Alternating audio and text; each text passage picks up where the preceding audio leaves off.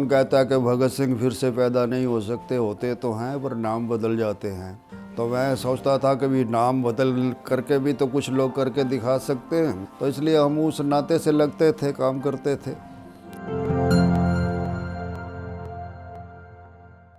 नमस्कार, मेरा नाम तिलकराज कटारिया है और मैं नॉर्थ एमसीडी का वर्तमान में नेता सदन के रूप में दायित्व संभाल रहा हूँ। पिछले टेन्योर के अंदर मैं स्थायी समिति अध्यक्ष के रूप में जिम्मेदारी संभालता था और इस वर्ष लीडर ऑफ द हाउस के नाते आपके सामने हूँ।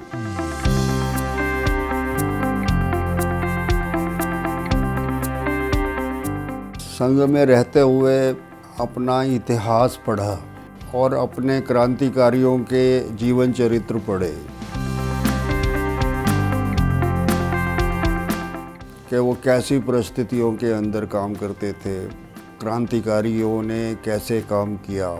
उनको पढ़ने के बाद हमारे मन में ये भावना हिलोरे लेती थी कि यार ये 19-20 साल की उम्र में इतना कुछ कर सकते थे तो हम क्यों नहीं कर सकते, हम भी करेंगे।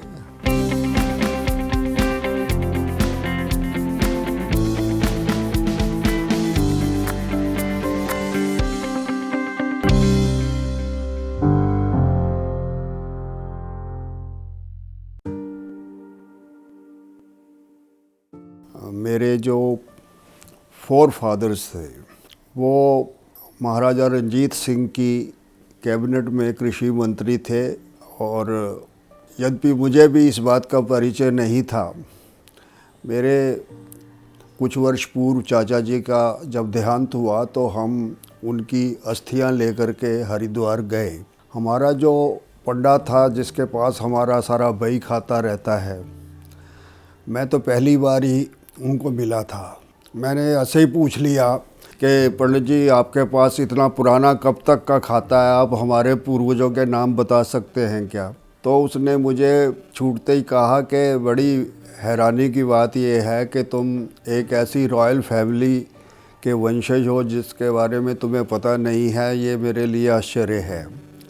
महाराजा रंजीत सिंह की कैबिनेट के अंदर कृषि मंत्री के रूप में दीवान सावनमल जी मंत्री थे और उनके जो पोते पड़पोते हैं वो आज उनको पहचानते नहीं हैं। तो मैंने फिर उनसे सारी हिस्ट्री मांगी।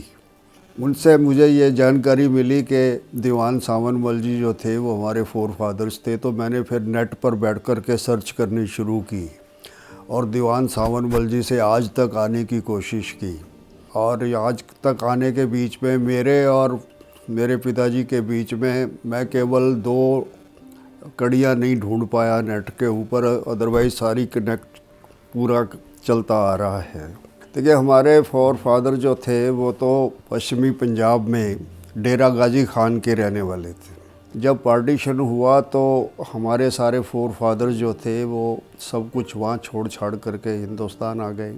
मेरे दादाजी मुझे बताते थे कि हमारी वहाँ पर मतलब डेरा गाजी खान के अंदर जो है 2000 एकड़ ज़मीन थी, जिसमें से उन्होंने 1200 एकड़ ज़मीन अंग्रेज़ों को दे दी और उसके बदले में उनको दीवान का खिताब मिल गया।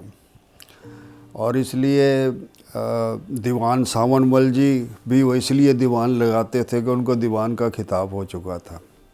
तो उस नाते से वो जब यहाँ पर आए तो अपना कोई भी कागज़ पत्र लेकर के नहीं आ सके, खाली हाथ आए। और हमारे सारा परिवार अलग अलग जगह पर बिखर गया। मेरे जो फादर थे वो सबसे पहले सहारनपुर में आए और सहारनपुर में ही पिपली नाम का कोई गांव है, वहाँ मेरा जन्म हुआ। और उसके बाद वहाँ से मेरे फादर जो थे पंजाब में बठिंडा शिफ्ट हो गए। बाकी हमारा सारा परिवार जो था वो अम्बाला में शिफ्ट हो गया। तो मेरी सारी एजुकेशन प्राइमरी से लेकर कॉलेज तक जो थी वो बठिंडा में हुई। मैंने अपनी माँ की कोई छवि अपने मन में ऐसी कभी आई नहीं, क्योंकि मैं बहुत जब छोटा था जिस समय वो मेरे सिर पर उनका साया हटा। और इसलिए मैं अपनी लाइफ में आज तक अगर कोई अभाव महसूस करता हूँ तो केवल माँ का। मैं अपने मित्रों के माँओं के बीच में ही अपनी माँ को ढूंढता हूँ। एक बचपन की छोटी सी घटना मुझे स्मरण में आती है, जितना मैं सोच पाऊँगा पीछे। जब मेरा जन्म हुआ तो शायद मैं छोटा ही होऊंगा, 4-5 साल का होऊंगा। तो गांव में ही रहते थे। तो गांव में घर जो थे वो कच्चे घर होते थे और हम सब लोग छत पर ही सोते थे। तो एक बार घर सारे जो गांव के हम बच्चे थे तो वो गांव के अंदर ये कोशिश करते थे कि कसरत की जाए, पहलवानी की जाए, दंड बैठ के लगाई जाए और इस कौन हिम्मत से जो है छत से कूद कर दिखा सकता है। ऐसे बच्चे आपस में बातें करते थे। मुझे वो जहन में एक बात आ रही है ध्यान में। तो सबने कहा कि हमारे घर की छत जो रसोई वाली छत थी वो कंपैरेटिवली दूसरी छत से थोड़ी छोटी थी कि भी यहाँ से नीचे कौन कूद के दिखा सकता है। तो ऐसे हमारे गांव के और भी 2-3 बच्चे थे, उन्होंने कूद के दिखाया, फिर मैंने भी कूदा। और कूदने के बाद एक बार जो है मेरा घुटना जो था वो जब नीचे लगा तो मुझे लगा जैसे मुझे बहुत दर्द हो रहा है, चोट हो रही है। तो मैं रोने लगा।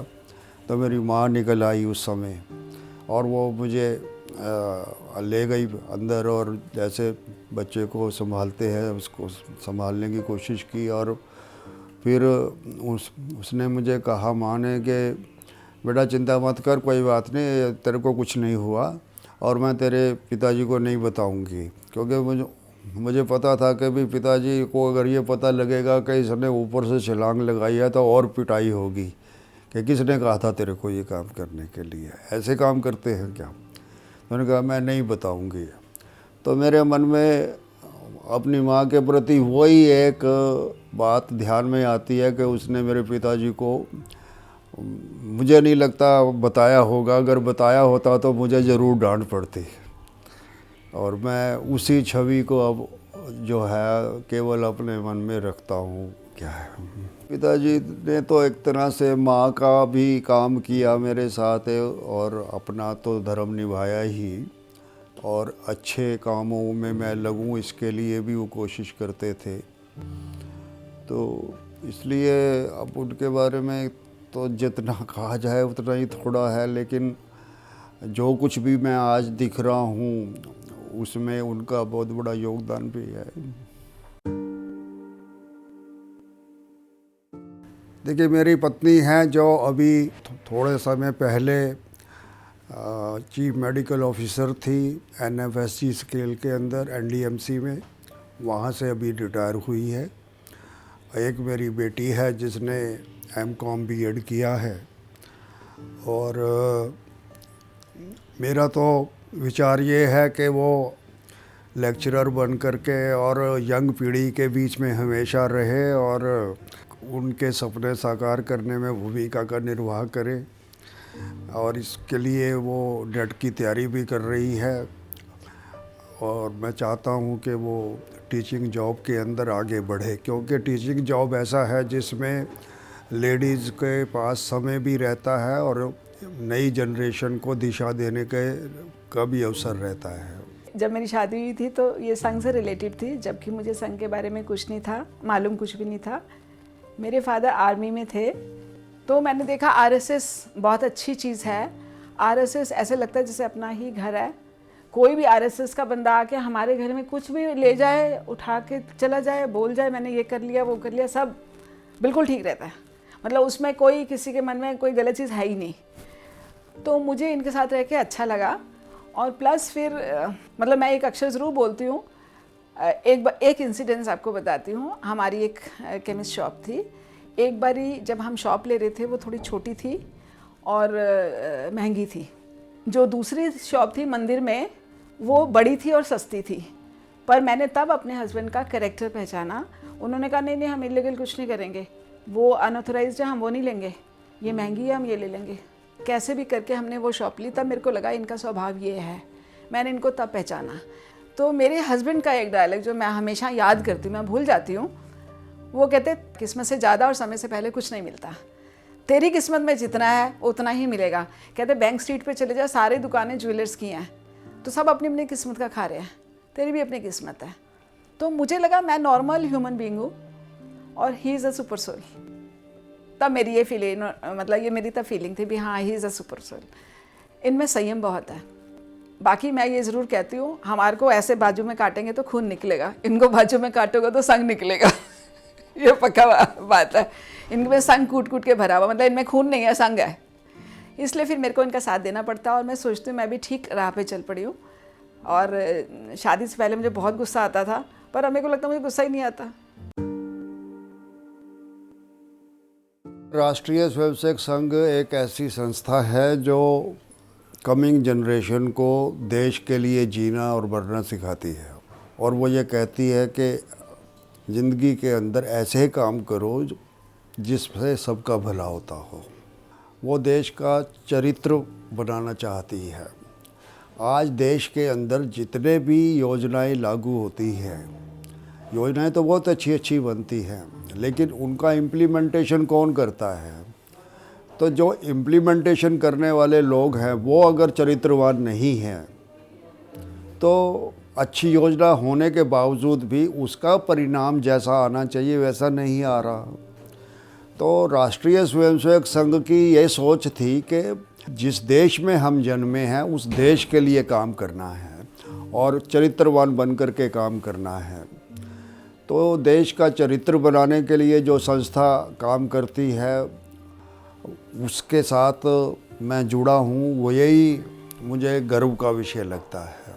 जब हम स्कूल एज में ही थे तो शाम को बच्चे खेलने के लिए जाते थे, तो खेलने के लिए हमारे पास में ही संघ की शाखा लगती थी, और भी विद्यार्थी हमारी क्लास के जाते थे तो हम भी उनके साथ जाने लग गए। वहाँ जाते थे तो जाते जाते वहाँ खेल कूद के बहाने जो है कभी कभी कुछ अच्छी बातें सुनने को मिलती थी, तो वो सुनने के कारण एक संघ के प्रति अट्रैक्शन हो गया कि बहुत अच्छा बताते हैं, बहुत अच्छी जानकारी देते हैं, ईमानदारी को बढ़ावा देते हैं, देशभक्ति को बढ़ाना चाहते हैं और सबको इकट्ठा जोड़ना चाहते हैं। तो इस नाते से संघ के साथ अटैचमेंट हो गई, बचपन से ही नींव बन गई एक तरह से, और उनकी बातें सुन कर के अच्छा लगने लगा। क्योंकि मुझे पिताजी बताते थे कि जब हम लोग पार्टीशन से आ रहे थे तो मेरे से बड़ी मेरी बहन थी, उसको पार्टीशन में गोली लग गई, और छोटा भाई तो मेरे जन्म के बाद तो मतलब 2 साल के बाद ही उसका जन्म हुआ था, जो मेरी मदर की डेथ के 2-3 दिनों के बाद ही चला गया था। तो मेरे मन में ये था कि मेरी भी काश कोई बड़ी बहन होती जिससे मैं कुछ गाइडेंस लेता। तो मैंने जब अपने घर में बैठते थे तो पिताजी ने मुझे बताया कि तेरी बड़ी बहन को तो गोली लग गई। तो मेरे मन में आया कि भी ये पार्टीशन जो हुआ ये क्यों हुआ, और किन परिस्थितियों के कारण हमको इतनी बड़ी सारी जायदाद छोड़ करके इधर आना पड़ा और आज हमारे पास कुछ भी नहीं है। मेरे जो दादाजी थे वो अपने कंधे के ऊपर कपड़े की गांठ रख करके गली गली में बेचते थे, और वो उसी को बेचते बेचते उन्होंने जो है अम्बाला में अपनी एक कपड़े की दुकान बना ली। बाकी चाचा जो थे हमारे अपने अलग अलग कामों में उन्होंने अपने एस्टेब्लिशमेंट कर लिए। पिताजी क्योंकि मेरे पहले मिलिट्री में डॉक्टर थे तो उन्होंने अपनी प्रैक्टिस शुरू की पंजाब में, और प्रैक्टिस करते करते हम आगे बढ़ रहे थे। तो मेरे संघ से जब संपर्क संबंध आया तो मुझे उनके विचारों से ये लगा कि ये देशभक्त लोग हैं और देश के लिए काम करते हैं, और देशभक्ति की कमी के कारण ही शायद देश का विभाजन हो गया, नहीं तो विभाजन होने का कोई कारण नहीं था।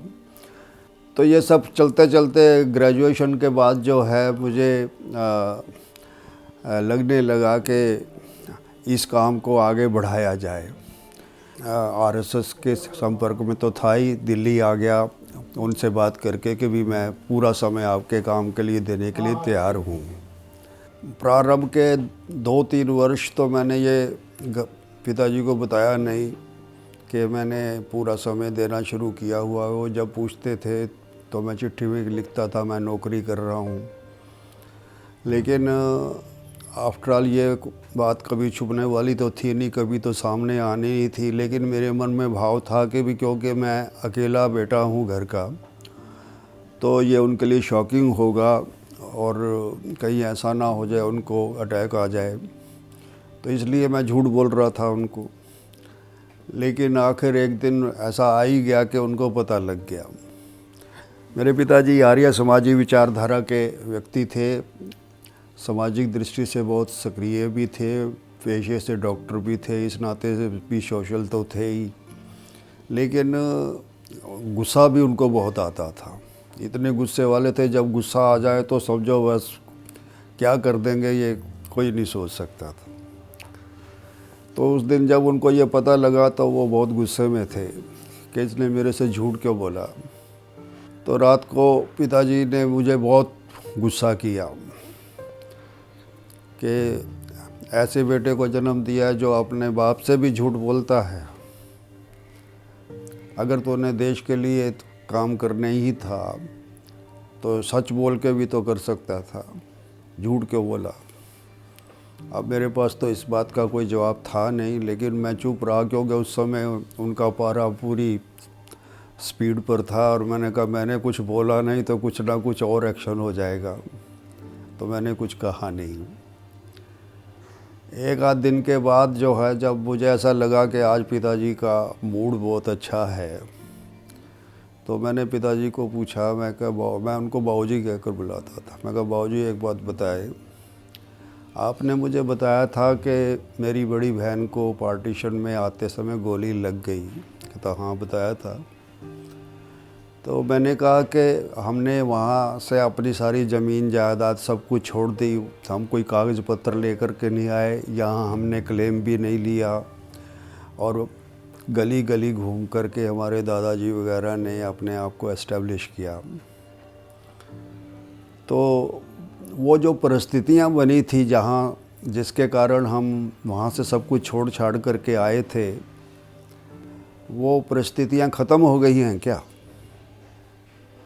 अब क्योंकि मेरे पिताजी जो थे वो आर्य समाजी थे, वही सोशल होने के नाते ये सारी बातें समझते तो थे ही।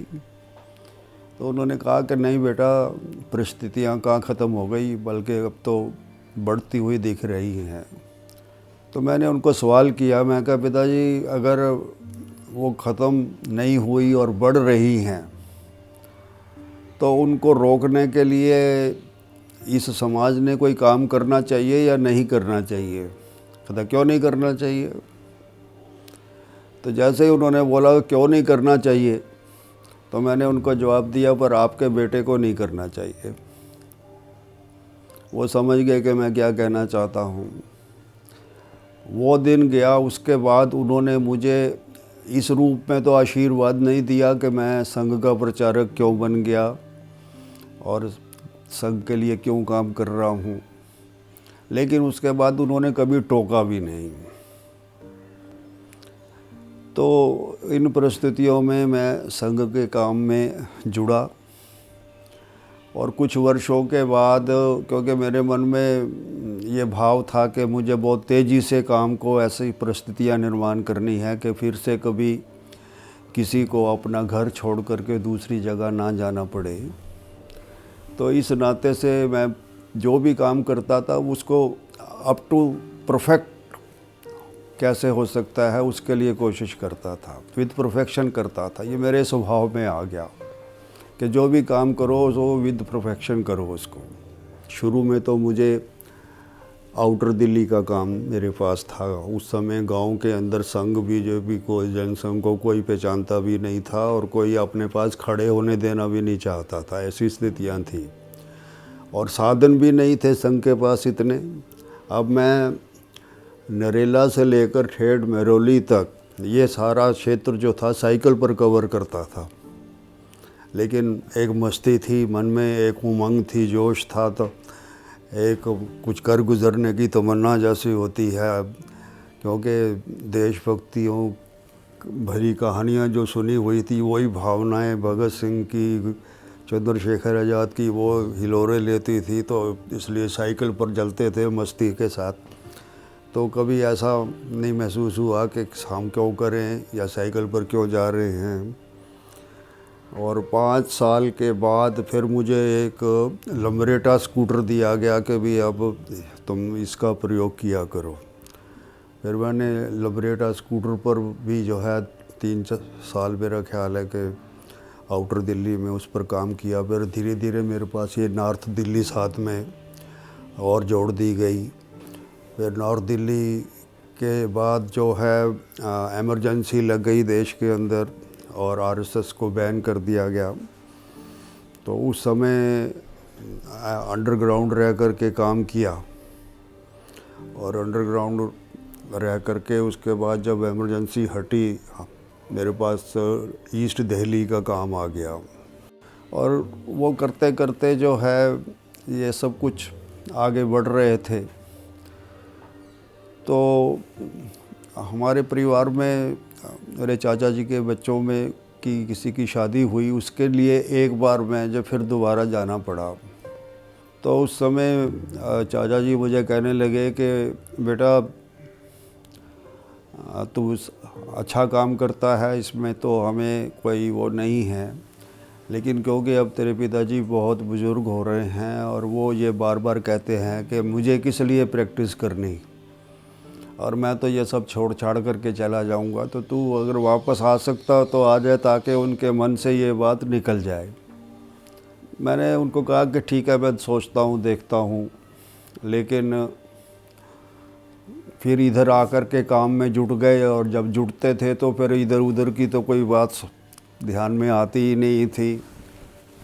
तो कुछ वर्षों के बाद फिर मुझे चाचा जी का एक पत्र मिला। उन्होंने कहा कि भाई साहब, यानी मेरे पिताजी जो थे, उन्होंने कहा कि भाई साहब हमें ये कह कर के गए हैं कि मैं हरिद्वार जा रहा हूँ और आ गया तो आ गया, नहीं आया तो मेरी प्रतीक्षा मत करना। तो हम सोचते थे मजाक कर रहे हैं या गुस्से में जब होते हैं ऐसा बोल देते हैं। लेकिन अब उनको गए हुए भी 2 महीने से ज़्यादा हो रहे हैं तो हमें चिंता हो रही है। और मैं स्वयं जो है हरिद्वार हो कर के आया हूँ, घूम कर के आया हूँ, हमें तो वहाँ मिले भी नहीं। और इसलिए हमें ये भी डर लग रहा था कि भी तू कल को हमारे ऊपर आरोप लगा देगा कि भी तुमने बताया क्यों नहीं, कि मेरे पिताजी अगर गए तो मुझे बता तो देते। तो इस नाते से मैं आपको पत्र लिख रहा हूँ। मैंने पत्र पढ़ा, पढ़ कर के मुझे भी एक बार तो थोड़ा सा शौक सा लगा और फिर मैंने चाचा जी को कहा कि हम और आप एक बार चलते हैं देखने के लिए। हम फिर 5-7-10 दिन हम लोग हरिद्वार में ठहरे भी और इधर उधर जहाँ घूम सकते थे वो उनको ढूंढने की कोशिश भी की, लेकिन उसके बाद वो हमें मिले नहीं। और आज तक हमें ये नहीं पता कि वो अलाइव हैं या नहीं हैं, कहाँ हैं, किस वेश में हैं, किस प्रोफेशन में हैं, साधु हो गए या क्या हो गए, ऐसा कुछ पता नहीं लगा उनका।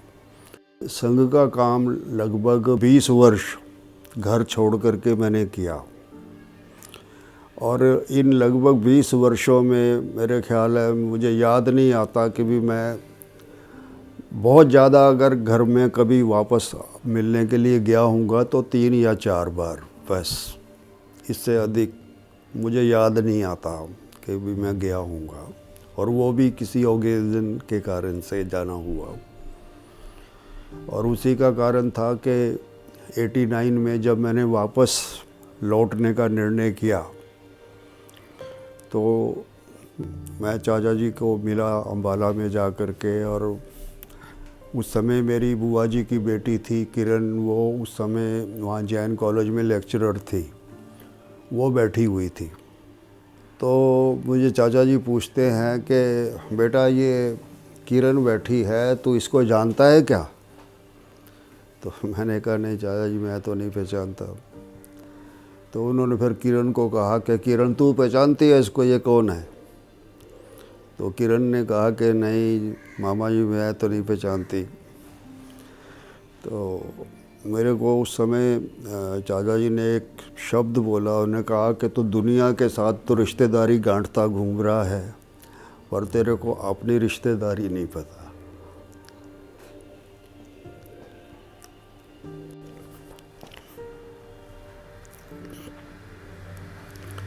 और शायद मुझे पहली बार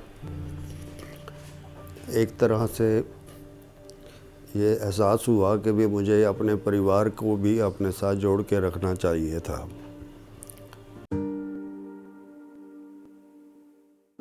संघ में काम करते हुए जो संघ के सेकंड चीफ थे, जिनको गुरुजी के नाम से सब लोग पहचानते हैं, डॉक्टर एम.एस. गोलवलकर के नाम से जानते हैं। मैं दिल्ली में था। हमारे यहाँ पर आरएसएस के जो प्रांत प्रचारक होते हैं, उनकी साल में 2 बैठकें होती हैं, एक दिवाली पर और एक जून जुलाई में। वो एक बैठक वो दिल्ली में हो रही थी, तो उसकी अरेंजमेंट व्यवस्थाएं जो थी वो उसमें दिल्ली के सब कार्यकर्ता लगे हुए थे। उन व्यवस्थाओं में उस समय के जो भी प्रचारक रहे होंगे, उन्होंने मुझे पूजनीय गुरुजी के कमरे में प्रबंधक के रूप में रख दिया कि भी उनकी जो भी आवश्यकताएं हैं वो के लिए आप देखभाल करेंगे। और आजकल जो विश्व हिंदू परिषद के कार्यकारी अध्यक्ष हैं आलोक कुमार जी, उस समय वो कॉलेज में पढ़ते थे। उनका और मुझे, हम दोनों को जो है गुरुजी के कमरे में प्रबंधक के लिए रखा। गुरुजी रात को जो थे खाना नहीं खाते थे, केवल जब वो आते थे शाम की शाखा के कार्यक्रम से, तो उनको आते ही चाय चाहिए होती थी। तो हम भी बिल्कुल टाइम फिक्स होता था, उस तैयारी करके रखते थे कि वो बैठें और चाय सर्व करते। आखिरी दिन एक दिन ऐसा हुआ, उस दिन हमारा जो शेड्यूल टाइम था हमने तो उससे तैयारी कर रखी थी, लेकिन उस दिन वो शायद आधा घंटा लेट हो गए। अब हमारी तैयारी तो उस हिसाब से थी, तो मुझे ऐसा लगा कि जो चाय का पानी है ये बॉयल होकर के ख़राब हो गया होगा, इसको बदल देता हूँ, क्योंकि अब तो लेट हो ही गए हैं, तो ये ठीक नहीं रहेगा। तो मैंने वो पानी गिराया और दूसरा रखा, और दूसरा रखा इतने में आ गए। तो मन में बड़ा ऐसा लग रहा था कि तो गड़बड़ हो गई, आखिरी दिन गुरुजी क्या कहेंगे कि आज कैसे लेट हो गए। खैर जैसे तैसे करके हम चाय तैयार करके फटाफट सर्व किया। तो मेरे हाथ में जो थी वो केटली वाली जो ट्रे थी वो थी, और मेरे पीछे आलोक जी थे, तो उनके हाथ में बिस्कुट वगैरह वाली ट्रे थी। मैंने पजामा पहना हुआ था, तो अचानक पाँव जो था वो पजामे में अटक गया, और मैं जैसे गिरता है आदमी, तो ऐसे मेरी जो ट्रे थी वो ऐसे छलक गई, और छलकने से जो केटल थी उसका ढक्कन नीचे गिर गया और वो टूट गया। तो मैंने जल्दी में दूसरी केटल पड़ी हुई थी, उसका ढक्कन उठाया, वो लगाया और ट्रे आगे सर्व कर दी। तो गुरुजी ने देखा और देखते ही कहने लगे, अरे आज इसका ढक्कन कैसे बदल गया। यानी वो बहुत पिन पॉइंटेड चीज़ें ध्यान करते थे, इसका मतलब है। तो मुझे लगा कि भी मैं तो पहले ही अपराध महसूस कर रहा था, अपने मन में गिल्टी कॉन्शियस हो रहा था कि भी कहीं गलती हो गई।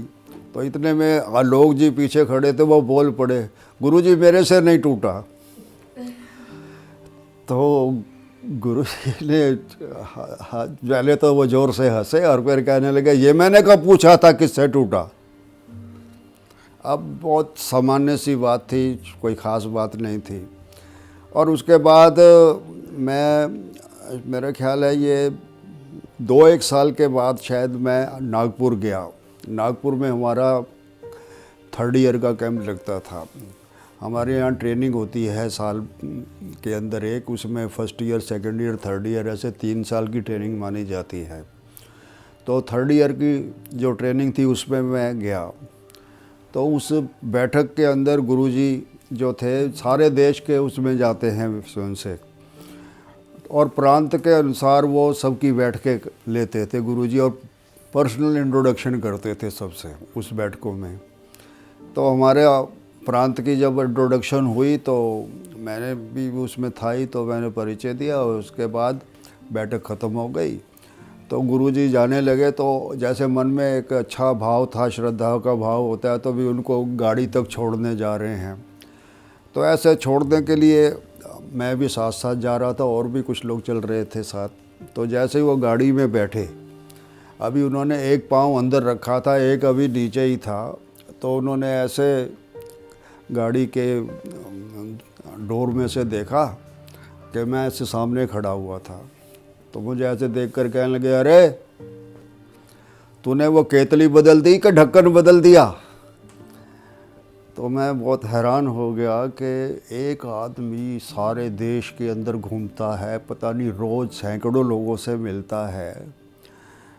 एक घटना कोई 2 साल पहले 3 साल पहले छोटी सी हुई, तो उसको भी इसके माइंड के अंदर स्मृति में है और मुझे पहचान कर रहा है। तो मेरे मन में ये भाव आया कि गुरुजी अगर ऐसे सब लोगों को याद रख सकते हैं तो मैं क्यों नहीं कर सकता, और मैं भी ऐसा ही करूँगा। ऐसा मेरे मन के अंदर उसी समय एकदम भाव बन गया। और उसी के कारण ही जो मैंने शुरू में सोचा था कि मैं 2 4 5 साल काम करूँगा उसके बाद वापस आ जाऊँगा, तो मेरे जो 20 साल लग गए उसी चक्कर में कि भी मुझे भी कुछ करना है, तो वो आगे बढ़ता चला गया। फिर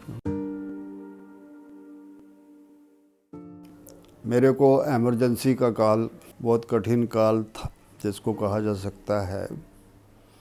उस कठिन काल के अंदर तो जैसे मैं जब पकड़ा गया तो यानी आप कल्पना करिए कि उस समय इमरजेंसी जब लगी हुई थी तो इमरजेंसी में लोग बात करना भी डरते थे आपस में, क्योंकि इंदिरा गांधी का इतना टेरर था। यानी मुझे वो घटनाएं याद हैं उस समय की कि कोई ये जो बंदर बंदरी के डांस दिखाते हैं मोहल्लों के अंदर घूम करके, एक बंदरी और नाच रही है, दूसरी उसका साथ दे रही है, बीच में बैठ गई तो उसने डांस दिखाने वाले ने मुंह से बोल दिया, कह रहे तू तो ऐसे रूस के बैठ गई जैसे इंदिरा गांधी। और कहते कि वो पुलिस वाला वहाँ खड़ा था, उसको भी पकड़ करके ले गए। यानी इसमें कोई खास बात क्या थी, लेकिन उसको भी पकड़ करके ले गए। यानी इतना टेरर था कि भी कोई कुछ खिलाफ बोल नहीं सकता था, ऐसी स्थिति थी। प्रेस के ऊपर सेंसरशिप थी, किसी की कोई चीज़ें जानकारी में आती ही नहीं थी। तो उन परिस्थितियों में जब मैं पकड़ा गया तो पकड़ा भी क्या गया, मैं और आजकल जो इंद्रेश कुमार जी हैं, हम दोनों इकट्ठे रहते थे रूपनगर में। हमने एक 3rd फ्लोर पर जो है एक कमरा किराए पर लिया हुआ था हम, और ये कह कर के लिया हुआ था कि ये IAS के स्टूडेंट हैं, अपनी तैयारी करने के लिए, पढ़ाई के लिए कमरा चाहिए। तो हम ऊपर रहते थे। वहीं हमने एक साइक्लोस्टाइल मशीन रखी हुई थी, तो क्योंकि अखबार में तो कुछ छपता नहीं था तो हम वहीं बैठ कर के टाइप करते थे और उनको साइक्लोस्टाइल करके अखबार बना करके लोगों में बांटने का काम करते थे। तो इंद्रेश जी और मैं वहीं रहते थे, लेकिन उस कमरे का किसी को कुछ नहीं पता होता था। मैं कमला नगर में, हमारे एक मित्र हैं जो यहीं रहते हैं, इसी अब तो यहाँ आ गए हैं। और हमको किसी ने मिलना है तो हम उसी का एड्रेस देते थे कि मैं वहाँ रहता हूँ, उनके यहाँ रहता हूँ, D20 कमला नगर, हमने उनका एड्रेस दे रखा हुआ था, हम वहीं मिलते हैं। और कोई बात आती थी तो वो वहाँ आ जाती थी, वहाँ से हमारे को अब मिल जाती थी या हम पूछ लेते थे, तो कम्युनिकेशन हो रहा था। हम इकट्ठे वहाँ रह कर के सारे काम करते थे। तो सवेरे जब मैं उठा तो मैंने निमड़ी कॉलोनी में एक मीटिंग बुलाई हुई थी कि हम एक दर्पण के नाम से लीफलेट निकालते थे, जिसमें ऐसी न्यूज़ जो छपती नहीं थी ऐसी छाप करके लोगों को बांटने का काम करते थे। तो वो जब वहाँ पर मैंने मीटिंग बुलाई हुई थी और उनको वो बांटनी थी, ऐसे सब लोगों को हमने बुला रखा हुआ था, जिनके घर बुलाया हुआ था। तो वहाँ पर वो लोग इकट्ठे थे। तो मैं जब चलने लगा तो मुझे इंद्रेश जी वगैरह कहने लगे कि चाय पी करके जाना। तो मैंने कहा नहीं, मैं चाय पीऊँगा तो लेट हो जाऊँगा, और लेट होना जो है एमरजेंसी में ठीक नहीं है, वो लोग भी बेचारे डर में रहते हैं, तो मैं वहीं चाय पीऊँगा अगर पीनी भी है तो मैं सीधा चला गया बिना चाय पिए। और शायद यही मेरी गलती थी, अगर मैं चाय पीने बैठ जाता तो शायद मेरा ये पुलिस की पकड़ में मैं नहीं आता नहीं। मैं जब वहाँ पहुँचा तो मुझे निमड़ी कॉलोनी के अंदर कुछ ऐसे लोग खड़े हुए दिखाई दिए जो मुझे लगा कि ये कभी देखे नहीं है, बड़े लंबे चौड़े शरीर वाले हैं, ये कहीं पुलिस वाले तो नहीं हैं। लेकिन मैं अपने झोंक में था, मैं सीधा अंदर चला गया। अंदर गया तो वो भी सोए हुए थे, जिनके घर मीटिंग थी, तो उनको मैंने उठाया, तो वो अपना बाहर अखबार उठाने के लिए आए और दूध का डब्बा ले कर के बाहर डीएमएस डिपो पर जाने के लिए निकले। तो उन्होंने आकर के कहा कि तिलकराज जी आप तो निकल जाओ फटाफट, बाहर तो पुलिस के लोग दिखते हैं, ये हमारी कॉलोनी के तो नहीं दिख रहे, कहीं ऐसा ना हो कि कुछ लोग और आ जाएं और आपके साथ वो पकड़ में आ जाएंगे, अभी तो आप अकेले हैं, चुपचाप निकल जाओ आप पिछले रास्ते से। तो मैं बाहर निकला, बाहर निकल कर के ही मेरा स्कूटर खड़ा था। हालांकि सारी इमरजेंसी में जो है मेरा हाफ किक स्टार्ट स्कूटर रहा, लेकिन चांस की बात है उस दिन 3-4 किक में जा कर के वो स्टार्ट हुआ। खैर वो जैसे ही स्टार्ट हुआ तो मैं अपना चल पड़ा, तो जैसे ही मैंने किक मारने शुरू की तो उन्होंने आवाज़ें देनी शुरू की, रुको रुको रुको। तो मैंने इग्नोर मार दिया कि भी मैंने देखा ही नहीं, सुना था आप लोगों कोई मुझे बुला रहा है। लेकिन जब मैं चल पड़ा तो फिर आगे उन्होंने आवाज़ दे कर के अपने साथियों को इशारा किया, तो आगे उन्होंने वो सारा जो रोड थी वो पूरी राउंड अप कर रखी हुई थी। तो उन्होंने हाथ पकड़ के ऐसे रोक लिया मुझे, तो छूटते ही उन्होंने मुझे कहा कि आप तिलकराज जी है ना, मतलब वही ना जो नाम बदल के अब रविंद्र खन्ना के नाम से काम कर रहे हैं। तो मैं समझ गया कि भी कोई ना कोई इनके पास इन्फॉर्मेशन है ज़रूर, जो इतनी कॉन्फिडेंटली बोल रहे हैं। तो मैं कहा मेरा नाम तिलकराज है, लेकिन कौन रविंद्र खन्ना मैं नहीं जानता, हालांकि मेरा नाम एमरजेंसी में हमने बदल करके रखा हुआ था, रविंद्र खन्ना के नाम से ही मैं काम करता था। तो उन्होंने कहा कि ठीक आप तिलकराज जी है ना, आपके लिए ही हम रात को 2 बजे से खड़े हैं यहाँ पर, और हम वापस जा रहे थे, अगर और आप 10-15 मिनट ना आते तो हम चले जाते वापस, के भी कोई नहीं आया, हमारे पास इन्फॉर्मेशन थी तुम यहाँ आने वाले हो, इसलिए हमने सारी कॉलोनी पूरी राउंड अप की हुई है। अब वो मुझे ले गए और मेरे साथ ही जो स्कूटर था वो स्कूटर उन्होंने ले लिया और उन्होंने मुझे अपनी जीप में बिठाया और दरियागंज थाने में ऊपर डीएसपी रहता था उसके पास ले आए। मुझे मिला करके कहा कि उसने जैसे ही बाहर आया तो मुझे देख कर कहा कि हाँ आप ले आए, हाँ जी अब पकड़ में आएगा। कहा चलो कोई बात नहीं, चाय वाय पिलाओ, बात करेंगे, रात को बात करेंगे। और उसके बाद जो है वो मुझे पेश किया गया। जब पेश किया तो उन्होंने जो है मुझे 7 दिन का रिमांड मांगा कि इसके पास बहुत सारी इन्फॉर्मेशंस हैं जो हमको चाहिए, इंटरोगेशन करनी है। तो वो जो जज था वो मुझे पूछने लगा तुम क्या करते हो? अगर मैं स्टूडेंट हूँ। मैंने ये तो बताना नहीं था कि भी मैं आरएसएस का प्रचारक हूँ, मैं मैं स्टूडेंट हूँ। तो कल के तुम्हारे घर वाले कहाँ हैं? तो मैं कहा जी इन्होंने मेरे को पकड़ लिया रास्ते में ही, और घर वालों को तो पता ही नहीं है, तो घर वाले कहाँ से कोई आएगा। तो खैर उन्होंने, क्योंकि पुलिस का दबाव था तो मेरा 7 दिन का रिमांड हो गया। रात को मुझे फिर उन्होंने 7 दिन रात को वो मुझे 11-12 बजे के बाद इंटरोगेशन के लिए बुलाते थे। ऐसे मैं अभी बैठा हूँ ऐसे बैठ जाता था, सामने वैसे राउंड टेबल की तरह बैठे होते थे, तो अपने जैसे क्वेश्चनिंग जो है वो करते थे। तो वो जो डीएसपी था उसने मुझे सबसे पहले पूछा, कहने लगा कि देखो तिलकराज जी, तुम लोग काम तो बहुत अच्छा कर रहे हो, लेकिन क्योंकि हमारी तो नौकरी है, हमको तो काम जो है वो सारे करने होते हैं, और इसलिए हम तुम्हारे काम को अच्छा समझते हुए भी तुम्हें कुछ कह नहीं रहे, और इसलिए हम चाहते हैं कि तुमने जो कुछ करना था सब कर लिया। अब तुम पकड़े गए हो तो तेरे को एक्सेप्ट करने में क्या दिक्कत है? एक्सेप्ट कर लो, सारी चीज़ें बता दो, कहाँ पर थे, क्या करते थे, कहाँ रहते थे, क्या हो। तो मैंने कहा कि मुझे क्या पता कि आप मेरे से क्या पूछना चाहते हैं।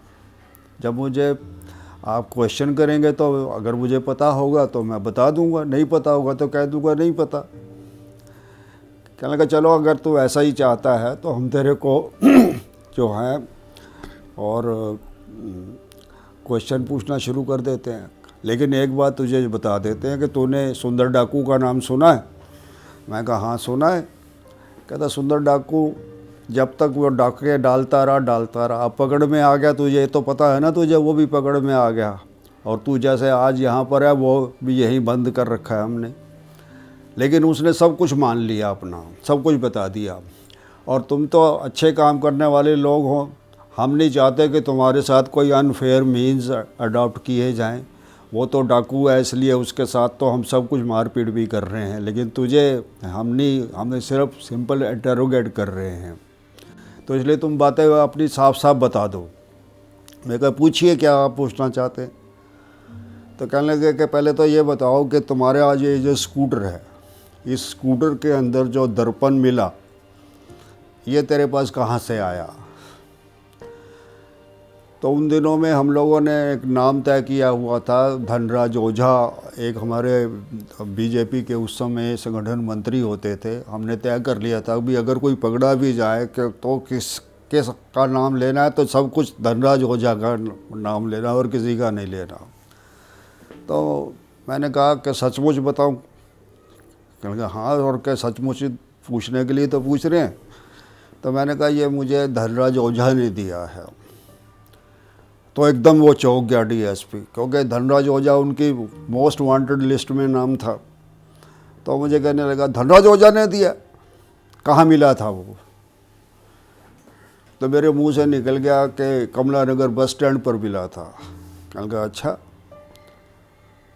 कमला नगर बस स्टैंड पर? तो स्कूटर पर आया था, कार में आया था? मैं कहा जी कार में आया था। कौन सी कार थी? मगर फिएट गाड़ी थी, नंबर मुझे पता नहीं, मैंने देखा भी नहीं, मेरे को देखने का ज़रूरत भी नहीं थी। काले शीशे लगे हुए थे उसमें। अंदर और कौन बैठा था? मैं कहा मुझे नहीं पता अंदर कौन बैठा होता, शीशे काले थे, मुझे नज़र नहीं आ रहा था कुछ भी। बस वो आया, आकर के उसने वो ये पकड़ाया मुझे और मैंने अपने स्कूटर की डिग्गी में डाला और चल पड़ा।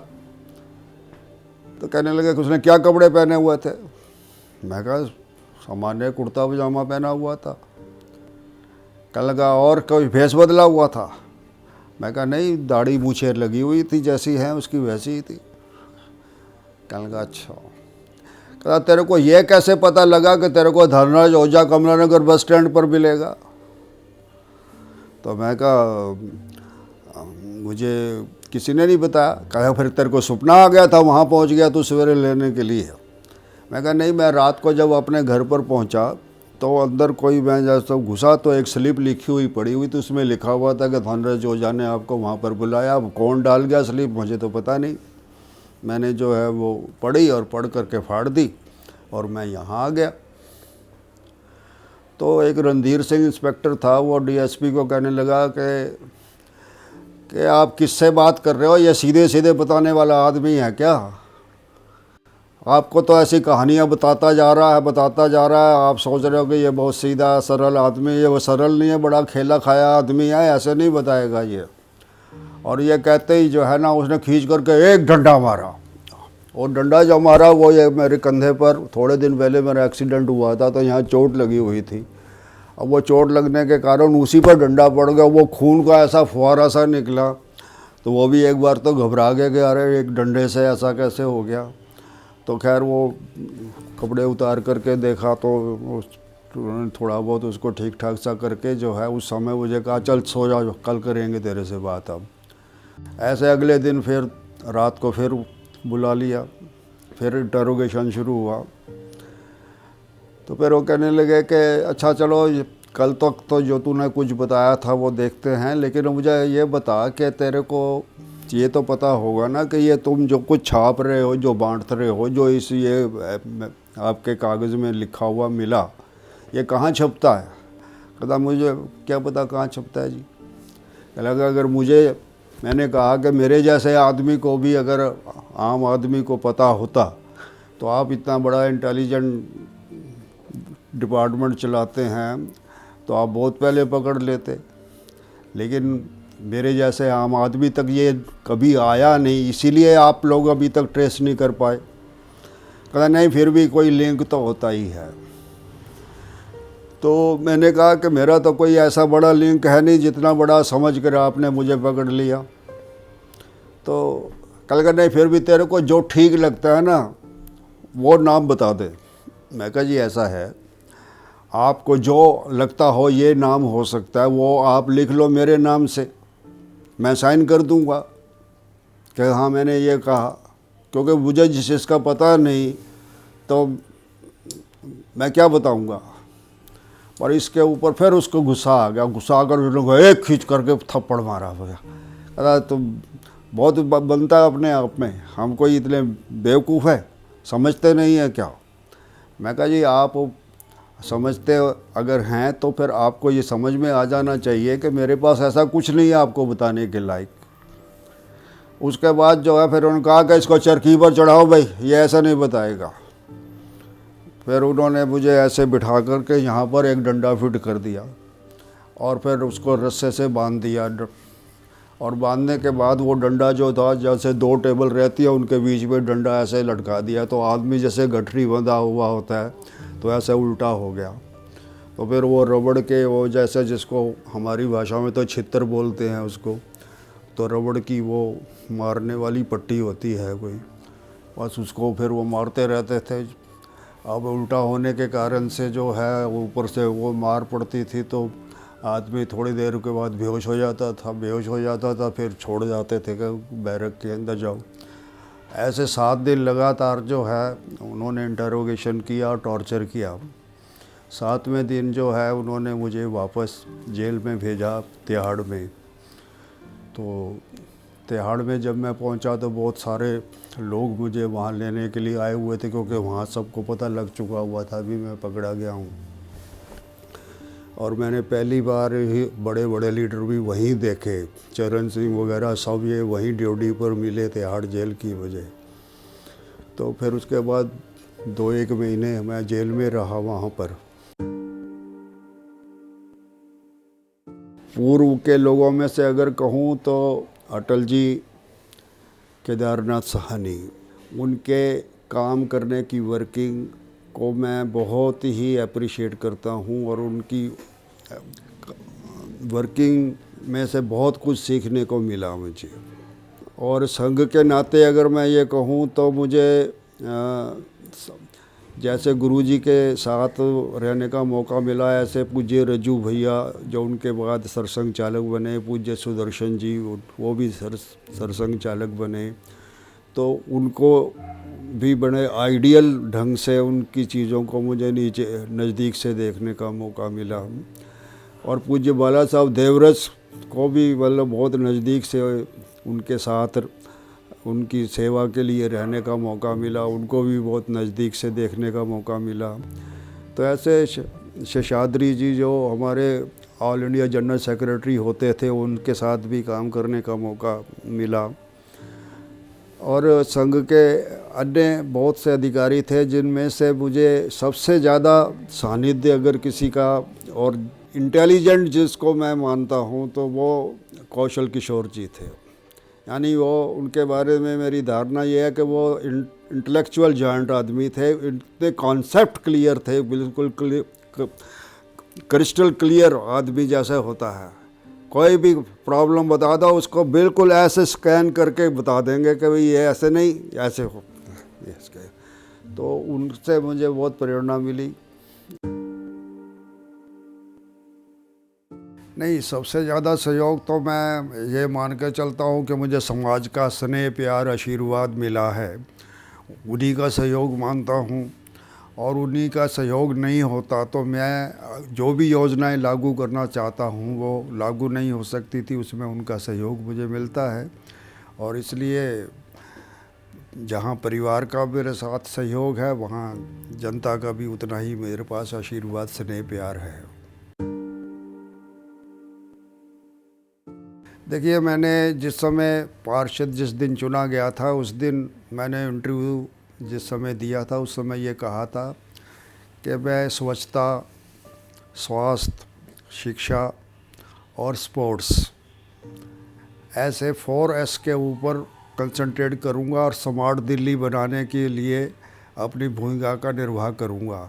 इस प्रकार से 5S के ऊपर एक तरह से मैंने काम करना शुरू किया। उसके लिए मैंने सपने देखे और उसके लिए मैंने प्रोजेक्ट सोचे और उन प्रोजेक्ट्स को मैं पूरा कर रहा हूं। और आज के दिन 22 महीने के अंदर मैंने अपने वार्ड के अंदर 72 काम ज़मीन पर उतार दिए हैं और 31 मार्च 2019 तक, जब मेरे 2 साल पूरे होंगे, 10 और बड़े काम मैं ज़मीन पर उतारने जा रहा हूं, क्योंकि उनके टेंडर हो चुके हुए हैं, वर्क ऑर्डर होने जा रहे हैं और 31 मार्च तक वो शुरू हो जाएंगे। और इसी तरह से मैंने कुछ पायलट प्रोजेक्ट भी सोचे थे जो मैं 5 साल में पूरे करूंगा। व्यक्ति इस जीवन में क्यों आया, इसमें के लिए तो आदमी को खुद सोचने की ज़रूरत है। कोई अपनी मर्ज़ी से नहीं आया। किसी ने भगवान के यहाँ एप्लीकेशन नहीं दी कि मुझे लाला हरदयाल जी के घर के अंदर जन्म देना या शालीमार बाग के इस सेठ जी के घर में जन्म देना।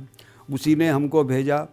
तो अगर उन्होंने हिंदुस्तान में हमारा जन्म किया है, तो हिंदुस्तान की जो संस्कृति है, उस संस्कृति के लिए हमको काम करना चाहिए, इसलिए हमको यहाँ पर भेजा।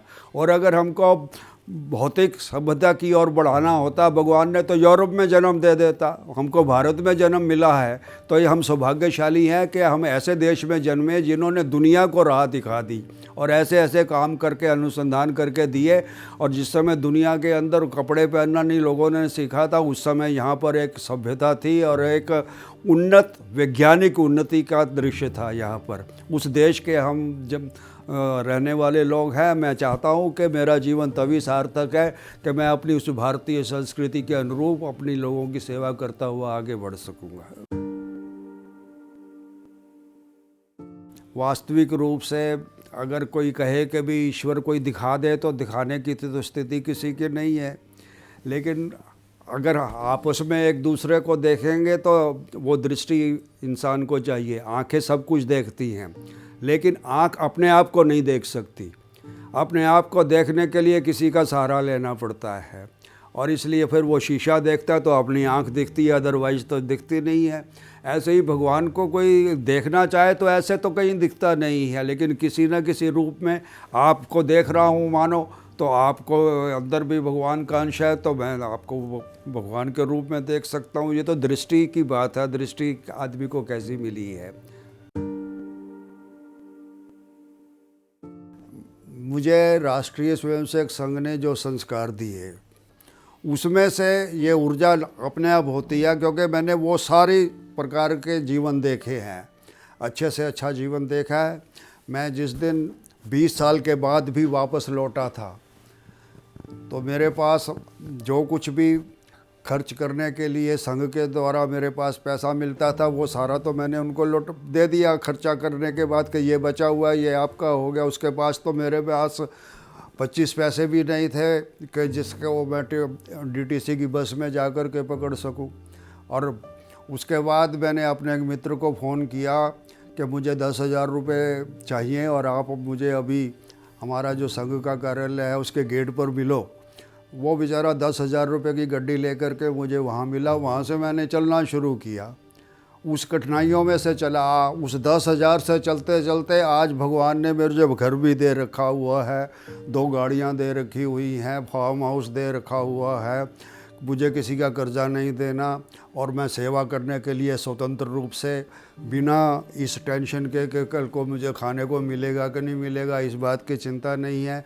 तो उस प्रभु ने कोई रिश्ते अपने आप ही बना दिए। आज मैं जब सोचता हूँ कि ये सब कैसे हो गया, तो मुझे भी समझ में नहीं आता और उसी को देख करके लगता है कि कोई ईश्वर नाम की सत्ता है जो ठीक रास्ते पर ईमानदारी से चलते हैं, प्रभु उनके लिए सब रास्ते अपने आप बना देता है। देखिए, मैं सुबह 6 बजे के लगभग उठता हूँ और 1 घंटे में तैयार होता हूँ। 7 बजे से मेरे को कोई ना कोई मिलने वाले आ जाते हैं। 7 से लेकर के 9 बजे तक तकरीबन मैं घर पर रहता हूँ। उस समय जो ख़ास लोग होते हैं जिनको लगता है कि भी मुझे कटारिया जी से जो है व्यक्तिगत रूप से बात करनी है, तो ऐसे लोगों को मैं यहाँ 9 बजे तक अटेंड कर लेता हूँ। और फिर नाश्ता करने के बाद जो है 10 से लेकर के 11 साढ़े 11 बजे तक मैंने AE 195 के अंदर अपना कार्यालय बनाया हुआ है। वहाँ जो लोग जनता के आते हैं उनकी पब्लिक हियरिंग करता हूँ। उनकी जो समस्याएं हैं उसमें जो कुछ समाधान उनका हो सकता है वो उसका सुनवाई करके वो आगे बढ़ाने की कोशिश करता हूँ। और उसके बाद वहीं से जो है और मैं सिविक सेंटर जाता हूँ। फिर सिविक सेंटर में बैठ कर के अधिकारियों से जो भी मेरे काम बच रहे होते हैं उनके लिए, जो अन्य 104 वार्ड के पार्षद भी आते हैं वो आकर पूछते हैं तो उनकी समस्या सुनता हूँ। उनको सुन कर के उनका समाधान देने के लिए अधिकारियों से उनके लिए चर्चा करता हूँ। तो शाम को 6 साढ़े 6 वहीं बज जाते हैं। 7 बजे के लगभग मैं वहाँ से वापसी के लिए चलता हूँ और रास्ते में कोई कार्यक्रम होता है तो उसको निपटाता हूँ। आने के बाद यहाँ खाना खाता हूँ और उसके बाद रात को कोई ना कोई कार्यक्रम होता है, या किसी शादी में जाना है किसी के, या किसी फंक्शन में जाना है। ऐसा करते कराते रात को 11 साढ़े 11 बजे वापस लौटता हूँ। और लगभग रोज़ का रूटीन है कि 12 बजे के लगभग सोना होता है। वैसे मुझे गीत बोलने का तो शौक़ है, मैं बहुत अच्छे गीत बोलता हूँ जब मन होता है तो। जब शहीदों की अर्थी उठे धूम से, देश वालों तुम आंसू बहाना नहीं। जब मनाओ तुम आज़ाद भारत का दिन, उस घड़ी तुम हमें भूल जाना नहीं। लौट कर आ सकेंगे जहाँ में तो क्या, याद बन के दिलों की तो आ जाएंगे। ऐ वतन हमको तेरी कसम, तेरी राह में जहाँ तक लुटा जाएंगे। ऐ वतन। और फिल्म का जहाँ तक ताल्लुक़ है, 20 साल के प्रचारक जीवन में मैंने एक ही फ़िल्म देखी थी। उस फिल्म का नाम था गांधी, और वो भी मैंने देखी थी एमरजेंसी में। और एमरजेंसी में भी इसलिए देखी थी कि किसी को अगर हमने मिलना होता तो कहाँ मिले, ऐसी जगह तो मिल नहीं सकते थे।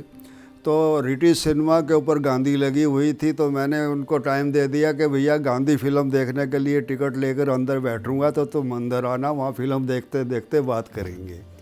तो ऐसे वो फ़िल्म देखी गई।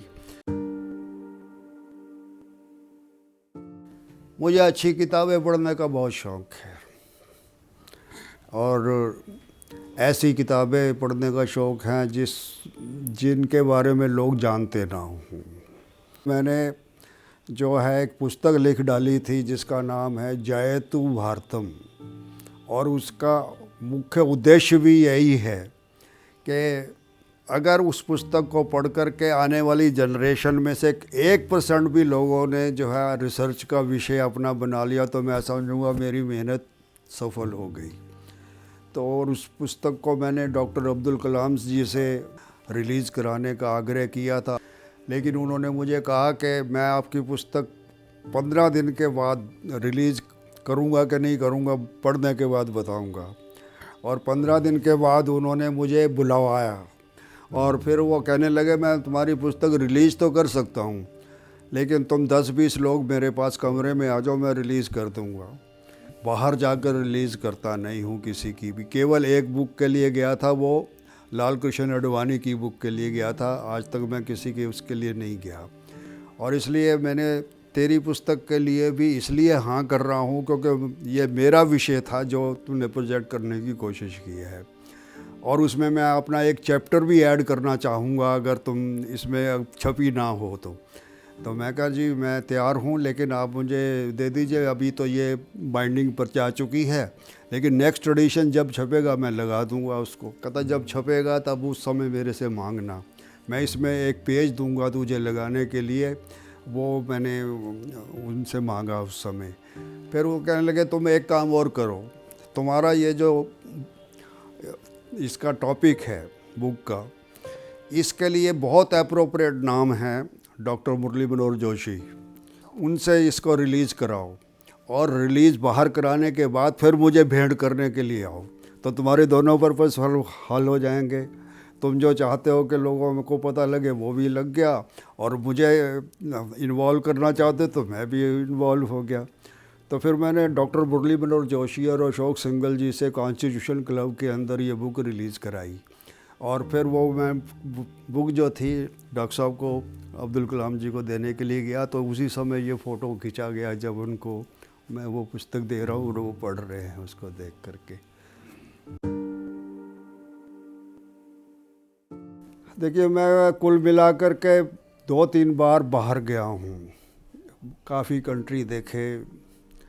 सबसे पहले तो पहला मेरा जो ट्रिप था वो तो मेरी पत्नी के कारण हुआ, तो उनकी एक होम्योपैथी के ऊपर सेमिनार था हंगरी में, और हिंदुस्तान से एक ही डॉक्टर कॉल किया गया था, वो इस पर चांस इसका नाम आ गया। अब ये अकेला जाना नहीं चाहती थी और मुझे भी लगता था भी अकेले कैसे भेजूं।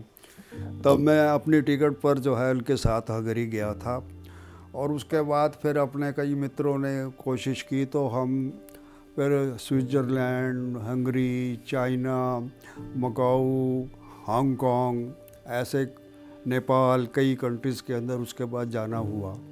और वहाँ जाने के बाद एक अनुभव यह ज़रूर हुआ कि यूरोप के अंदर कई जगह के ऊपर उनको देखने के बाद ऐसा लगा कि हिंदुस्तान अभी 100 साल पीछे है। उनकी सारी प्रगति को देख करके मन में आया।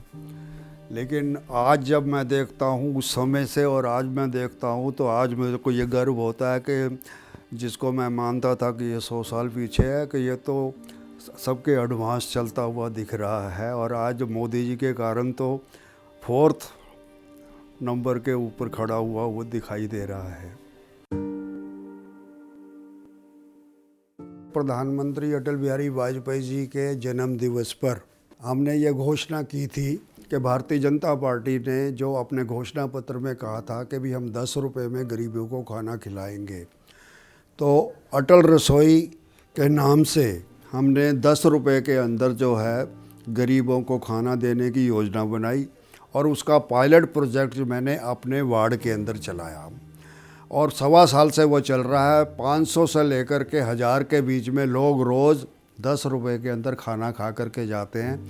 6 पूरी सब्जी या कड़ी चावल, दोनों में से जो कोई उनको चाहिए वो ले सकते हैं, और वो 1.25 साल से चल रहा है और बड़े सफलतापूर्वक चल रहा है।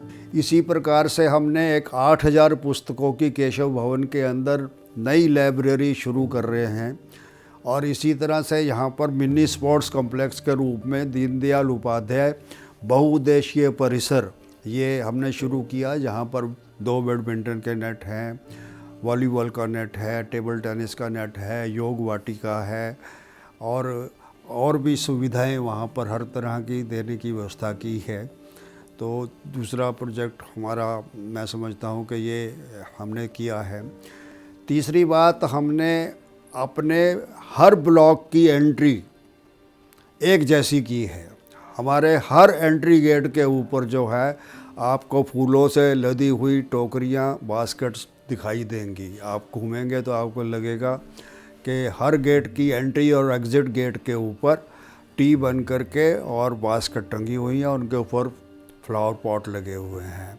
एक सुंदरता बढ़ाने का प्रयास किया है। और इसका जो फर्स्ट फेस हमको करना था, जिसको अभी पूरा नहीं हुआ, शुरू होने जा रहा है, वो भी हमारे शालीमार बाग की 3 एंट्री ऐसी हैं जहाँ से हम अंदर घुसते हैं। वहाँ पर भी हम इन्वायरमेंट के हिसाब से ग्रीनरी लगा करके उत्तरी दिल्ली नगर निगम शालीमार बाग में आप सबका स्वागत है।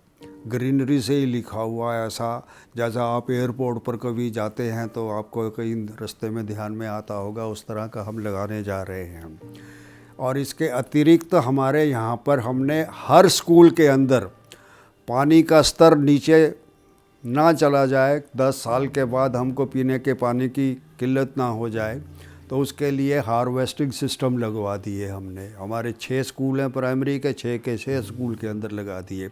और निगम के नाते कहना हो तो हमने 735 स्कूलों के अंदर हार्वेस्टिंग सिस्टम लगा दिए हैं। इसलिए तो ऐसे बहुत अच्छे काम हमने शुरू किए हैं और बहुत अच्छे काम आगे योजना हमारी ऐसी है कि भी हम ऐसा करने जा रहे हैं कि 104 वार्ड में ही नहीं तो 272 वार्ड में शालीमार बाग का वार्ड सबसे अच्छा वार्ड बन कर के लोगों को एक नई दिशा दे सके। ऐसा मुझे लगता है कि वो दिन बहुत जल्दी आने वाला है। देखिए, पहली बार हिंदुस्तान के अंदर कोई विज़न वाला प्रधानमंत्री आया है, कमिटमेंट वाला प्रधानमंत्री आया है, जिसके सामने एक सपना है कि मुझे विश्व गुरु भारत से भी आगे का भारत बनाना है। और मैं ये समझता हूँ कि मोदी जी जैसा कमिटेड आदमी जो 18 घंटे काम करता है, ये अपने आप में बहुत ही प्रेरणादायी बात है। ये बात अलग है कि आज सारे विपक्षी जो एक दूसरे के विचारों से मेल भी नहीं खाते, एक दूसरे के विरोध में रहते हैं, उनके खिलाफ लड़ते भी हैं, लेकिन आज सत्ता सुख भोगने के नाम पर इकट्ठे होते हुए दिखाई दे रहे हैं।